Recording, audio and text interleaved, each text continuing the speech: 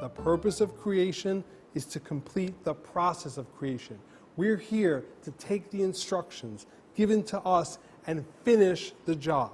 So we're all in the state of growing. And we grow through what we know. We take in the light of Torah that changes our perspective. We see differently, and then we live in a different world.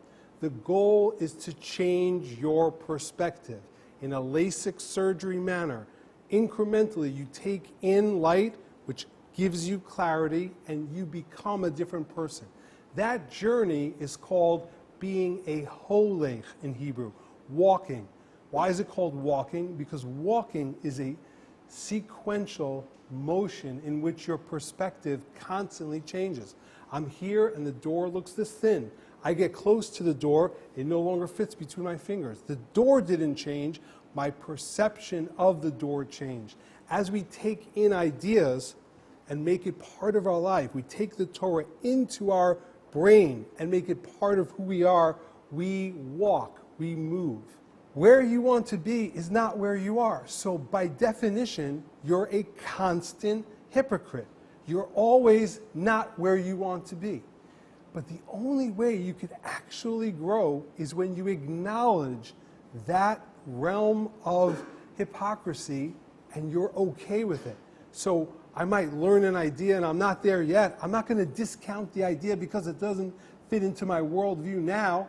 I acknowledge that's true. One day I'm going to get there. I'm going to inch my way there, but I'm not there. I could believe in a reality even though I'm not consistent with it.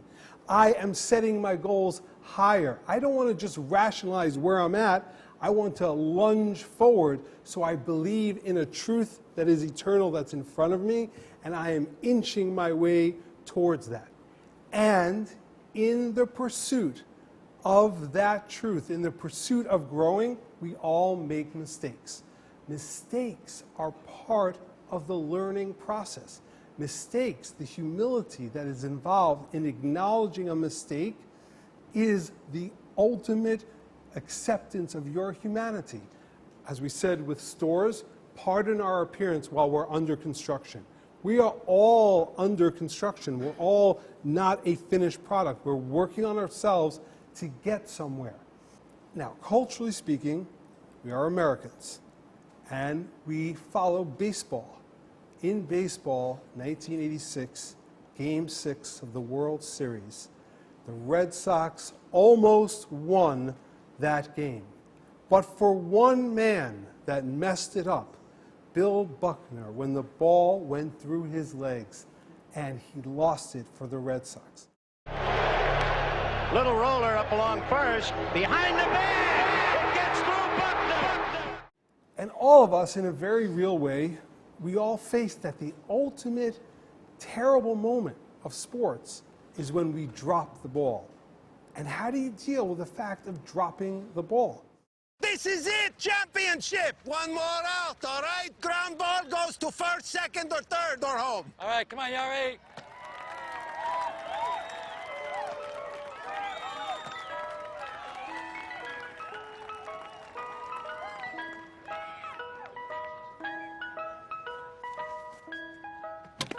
Yes, you got it, Larry. Here it comes. Oh, you got it, you got it. Buckner did. Why is Buckner on my team? Sorry. Now, luckily, Larry is able to actually stroll along in New York and happens to meet the actual man. Wow. Bill Buckner. Yeah, how you doing? God. Nice to meet you.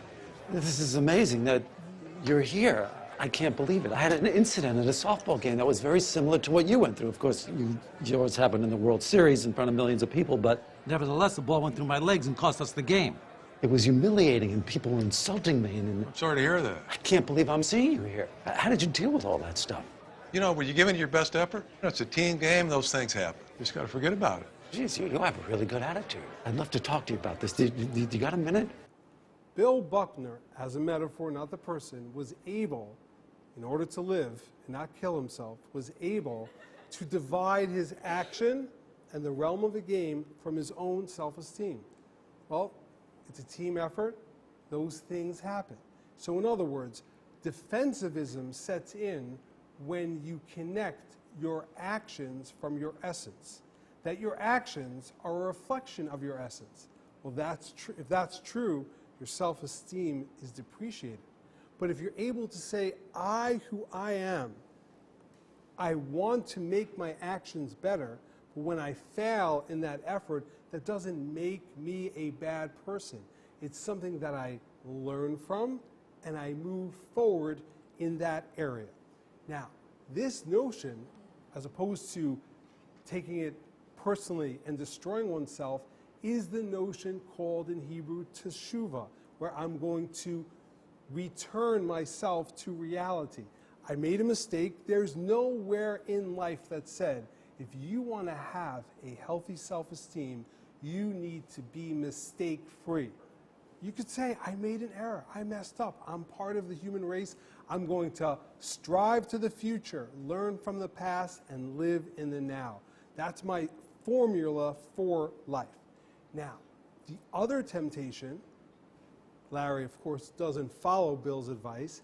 Instead, he blames it on Mr. Softy Truck. All of a sudden, I heard this softy music, Mr. Softy Truck. The music from the Mr. Softy Truck. Yes. When I was a kid, I had a traumatic incident involving Mr. Softy. We mentioned in the previous series that blame addiction, even though your psychological background does have an effect on your actions, and if you want to understand yourself better, you should know what previous occurrences are affecting you now, but that doesn't buy you an excuse note out of reality. Blame addiction is when I think incorrectly that if I can divert this mistake on somebody else or something else, then I could live with a healthy self-esteem. That one critical error is the cause of the destruction of our relationships, and most importantly, the destruction of our relationship to ourselves. The only way to operate in life is if you believe you yourself are a good person. You yourself are a pure soul. And you yourself are in a body, in a world where you have to work on yourself until the day that you die. The danger of all of our journeys in life is that we are so enveloped in the culture that we live in that the culture of our host country can sometimes trump our actual belief. Polar Could disorder. I interrupt you for a minute? Listen, I got an emergency. Are either of you gentlemen Jewish? Not me. Yeah, I'm. Well, listen, I have a problem upstairs. We're doing a Kaddish, and we need one more guy for fill out the minyan. Great news, the minyan is complete. Nice Jewish gentleman has volunteered. Thank you very much. Terribly sorry. Are you Bill Buckner? Yeah. Herman here is from Boston. He's a big Red Sox fan, and he can't be in the same room with Bill Buckner. I'll have to ask you to please leave.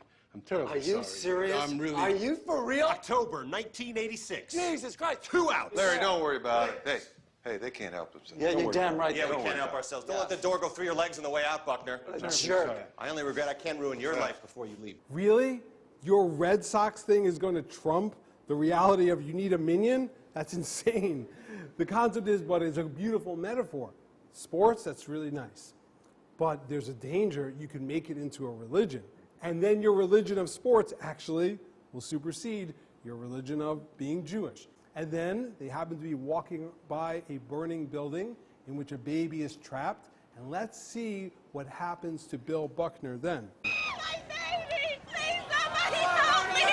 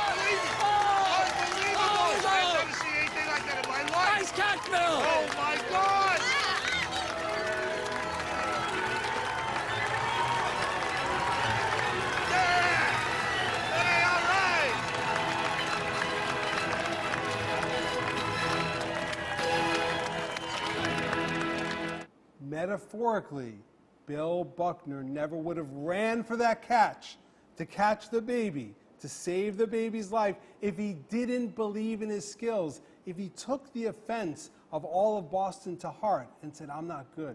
If he took the offense of getting kicked out of a minion to heart, I'm not good, he would not have run for the baby. He only became a hero because he believed in himself.